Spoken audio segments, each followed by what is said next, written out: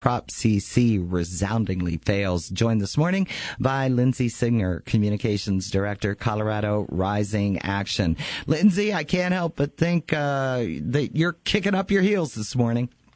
It's a great morning. I woke up in a great mood and with a lot of promise for 2020 and feeling really great about Colorado voters at this point. So I think this speaks to the legislature on a multitude of levels. Am I wrong? Absolutely. This should be a mandate to the legislature that Coloradans did not appreciate the overreach from last session.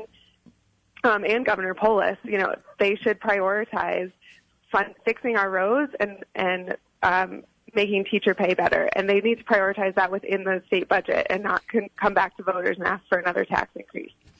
But I can't help but think, and call me jaded, call me skeptical, that this isn't the last full-on assault on TABOR now, is it?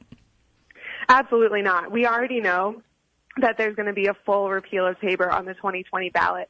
But what this does is it gives less of a backing to the donors and other support that they might get for that early next year. And it puts more, the Denver Post said, what the no side lacked in funding, they made up for in enthusiasm. And I think that's really true across Colorado. You're seeing people say again they're enthusiastic about the Taxpayers' Bill of Rights, and I think it'll help us defeat any next attack on TABOR.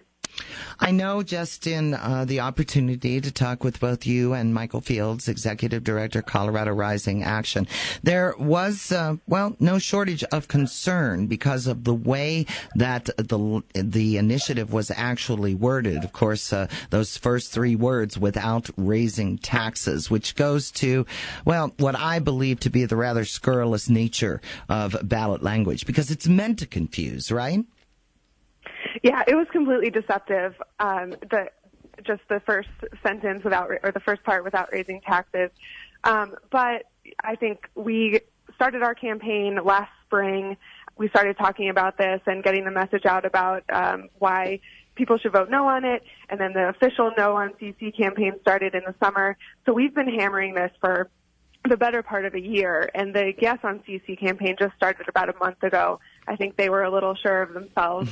But really, Governor Polis even, I don't think thought this was going to pass from the beginning. He put in the very minimum amount of effort that he could have. And then he skipped town earlier this week to go to India, which was supposedly planned ahead of time. But I don't know. I think he saw the writing on the wall, and he didn't want to be here for that kind of a loss. So. Right. He had places to go, people to see. Very, very busy schedule.